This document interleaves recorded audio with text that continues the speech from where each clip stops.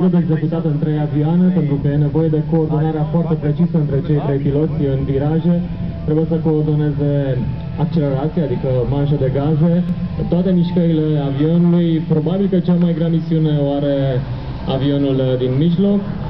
Trebuie să fie atent și în față și în spate. Este o dovadă că încă se mai poate face în România aviație de calitate, că se poate face la 100 de ani după ce noi am început să facem aviație. Și apropo de asta, poate că nu e lipsit de interes să vă spunem că sunt 2 aeroporturi în București, nu aflați nimic nou, dar sunt 2 aeroporturi în București care poartă numele unor precursori ai aviației și pentru că la noi aviația a început de vreme. În 1922 s-a inaugurat prima linie aeriană intercontinentală între Europa și Asia, pe ruta Paris, Strasbourg, Praga, Viena, București, Băneasa, Constantinopol. Deci deja 90 de ani în curând de linii aeriene care trec prin București în Europa.